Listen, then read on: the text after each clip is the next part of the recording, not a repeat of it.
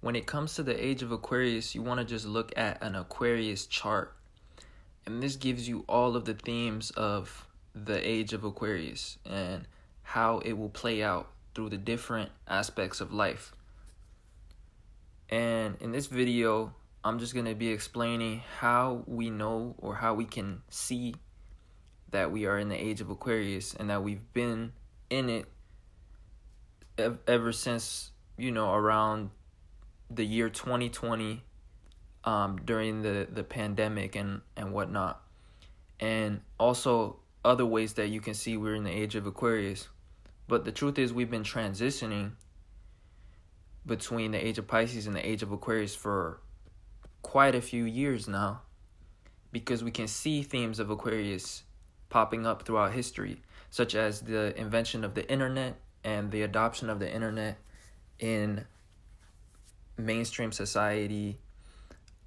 And the internet really has to do with Aquarius because it has to do with decentralization of information, meaning the ability for each individual to share information and for it to have the potential to impact other people in the same way that media used to be the source of information. So every time something that was centralized becomes decentralized, this is an example of something going from Capricorn to Aquarius, both of which are ruled by the sign of Saturn.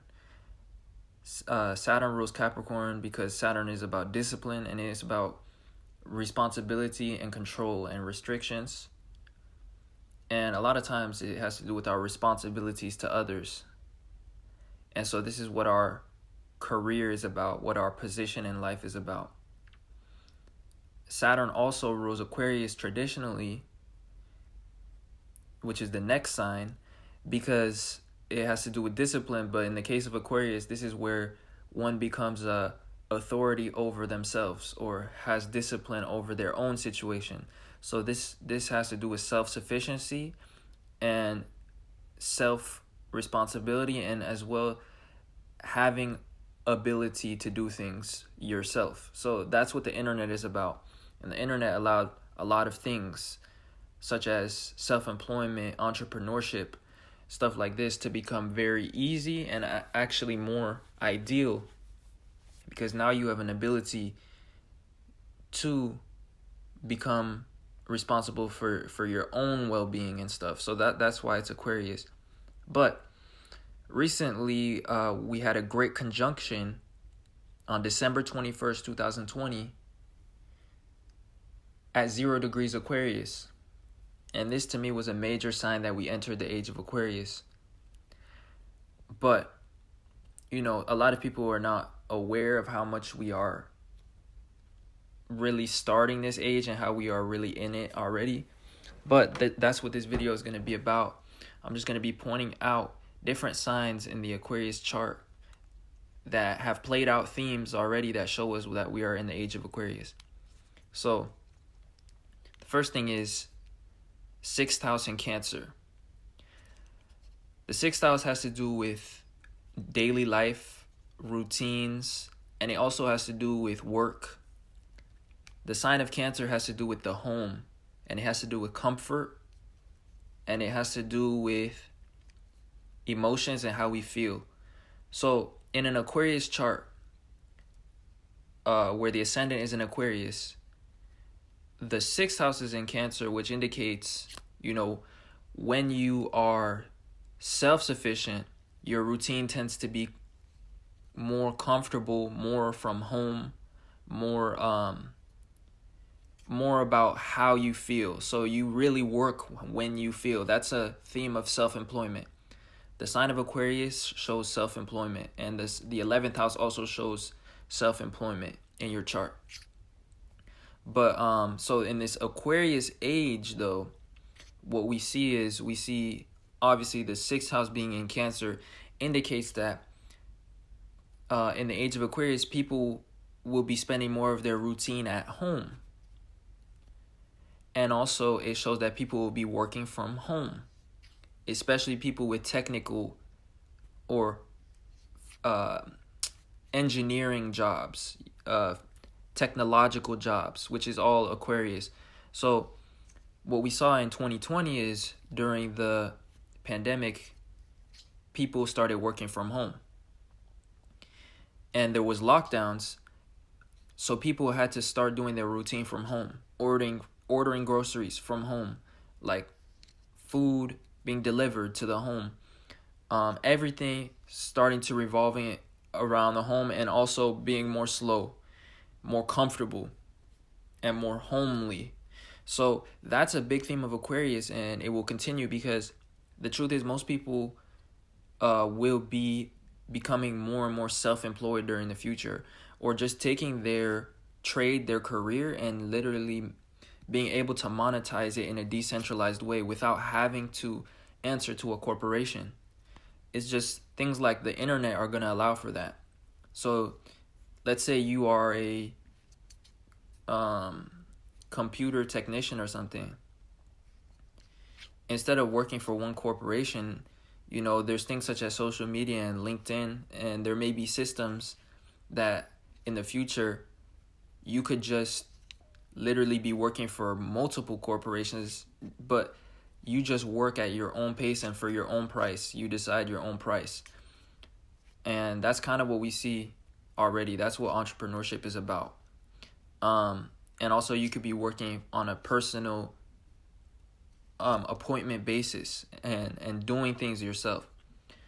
So the next sign we see the 10th house in Scorpio. 10th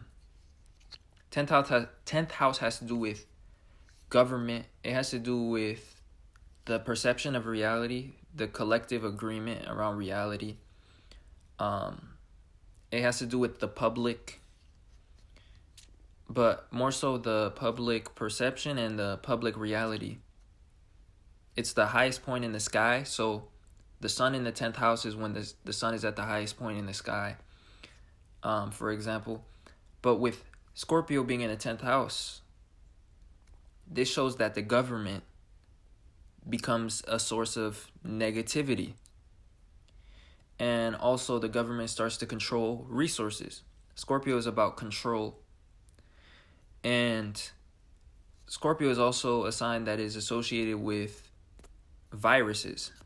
So the collective perception has become revolved around a virus. That's one timeline.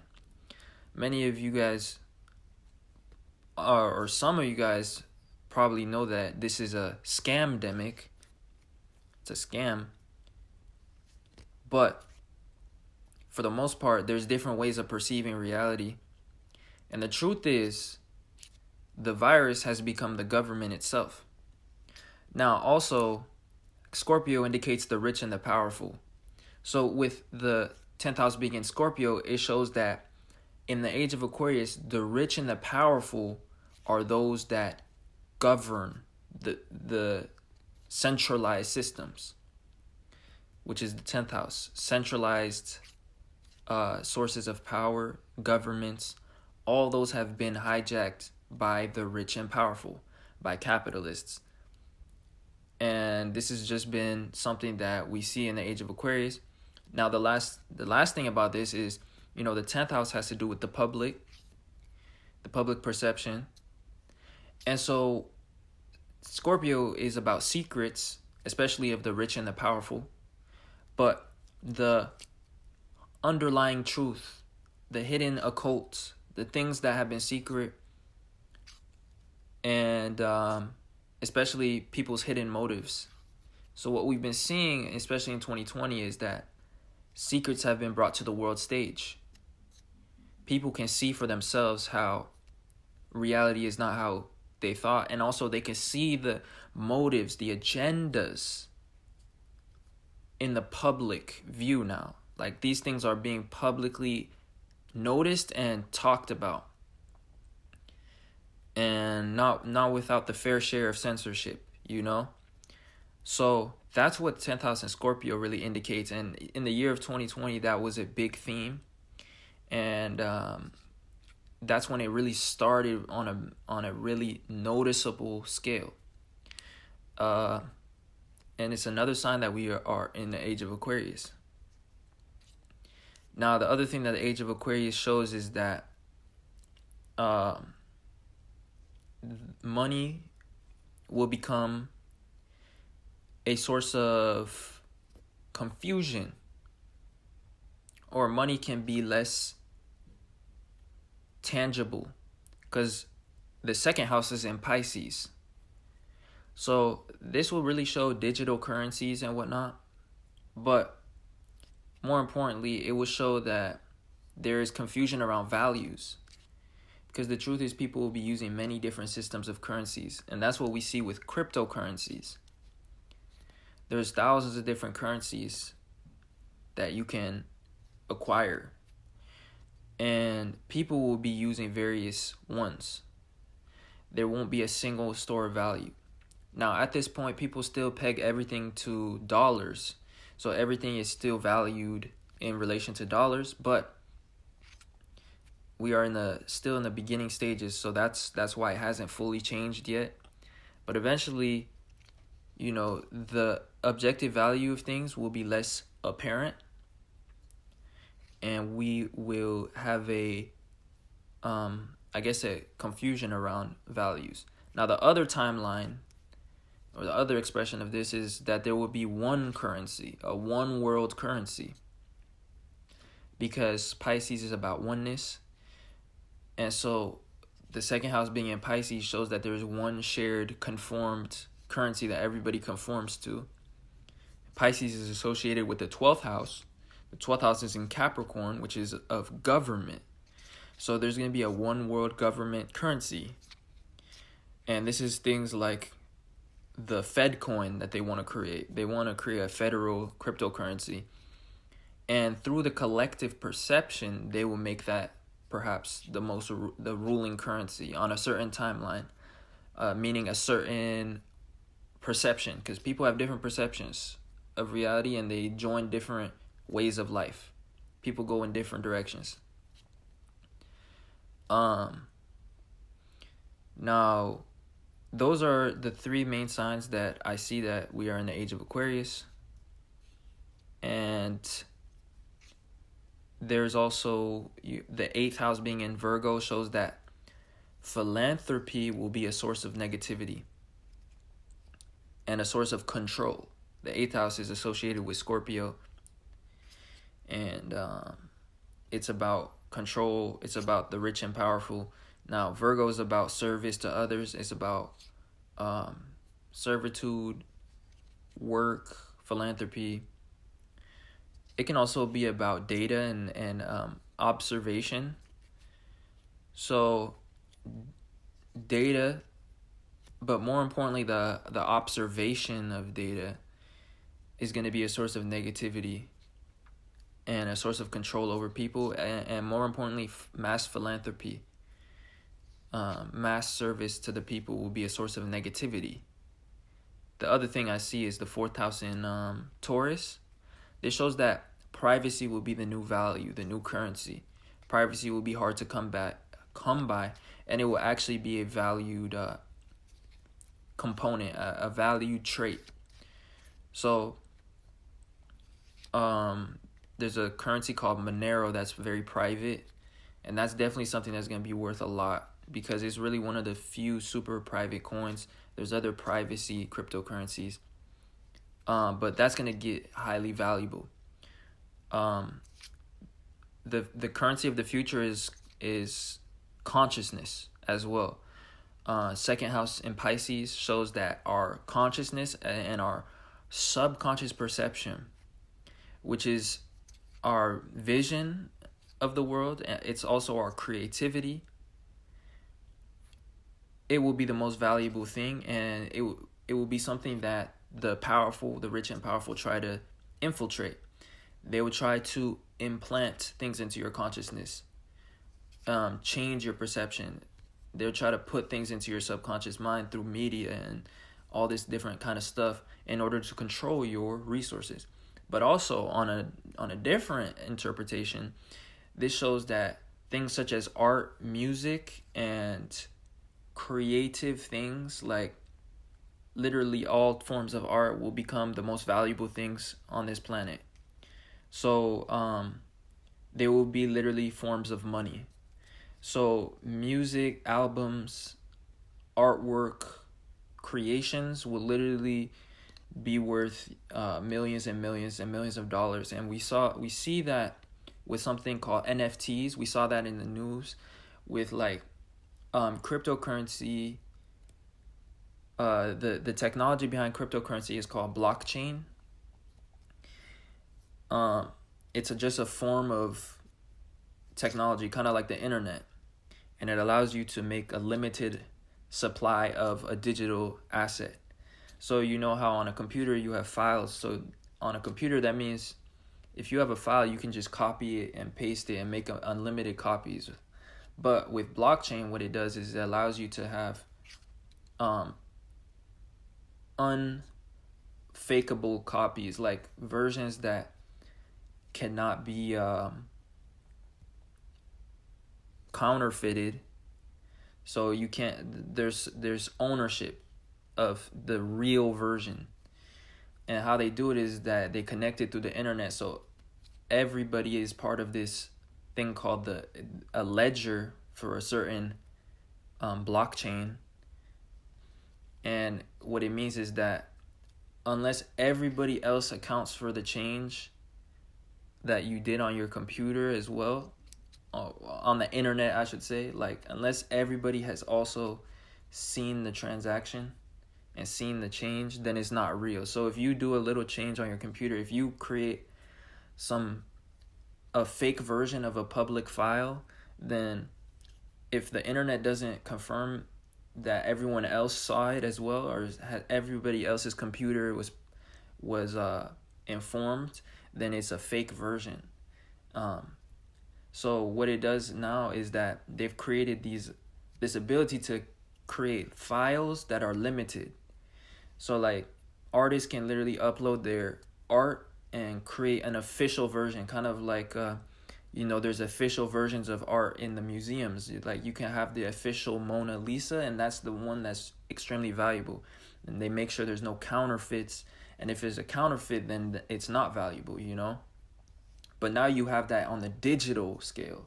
So online, you can literally verify, kind of like a verified badge that you have on social media or whatever. You can literally have verified versions of art. And so this is what we saw sell for like 69 million.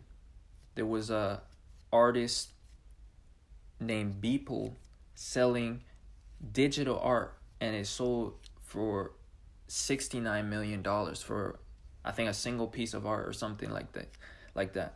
But this is just an example of the second house in Pisces playing out, showing us that art will become the most valuable thing, and it will be extremely high store of value, I guess. And even people in the public could literally be trading art as currency. It's pretty interesting. But anyways, those are signs that we're in the age of Aquarius. We have some of the houses playing out already. Actually, all of them really playing out. And especially since that great conjunction in Aquarius, that really signaled to me the beginning of this age. So for the next 200 years, these great conjunctions will keep recurring in air signs. And it's been the first great conjunction in an air sign for our entire lifetimes on December 21st, 2020. So for the rest of our lifetimes, they will happen in air signs, and the great conjunctions happen every 20 years. So what they signify is the construction of a new structure, a new world structure. But this structure will be revolved around the element of air, which means communication, technology, exchange, and social justice, society. So we'll have a new way of relating to each other and a new way of connecting, new streams, new forms of information, new forms of technology and internet connection, ways of using the internet, ways of using communication, digital realities, like all kinds of crazy stuff. And that's going to be the new structure that's being created in the age of Aquarius for at least the next 200 years. And once those 200 years of air sign great conjunctions are over, that's when we will see the great conjunctions happen in different signs. And so this new stream, meaning this new way of thinking, this new air sign way of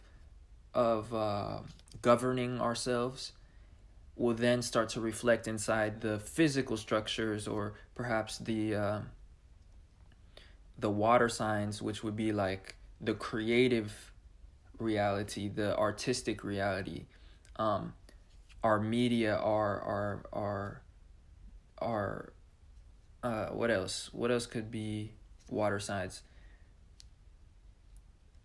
Like art, music, media, TV shows, movies. The consciousness, subconscious. So like our perception will literally change. Once the great conjunctions start happening in water signs.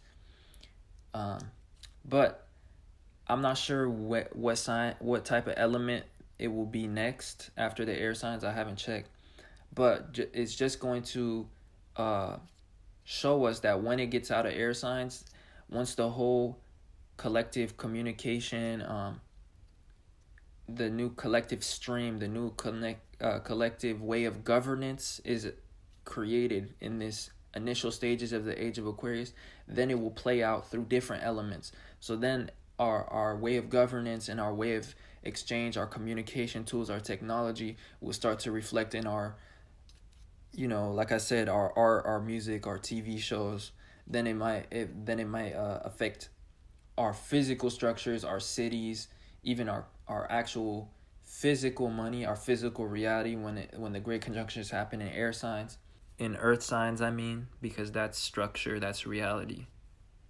And then it could move on to fire signs. It could change our actions. But again, I'm not sure which element it will go in next. I haven't checked.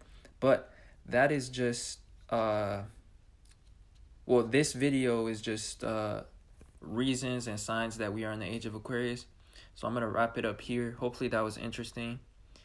And other than that, I will see you guys in another video.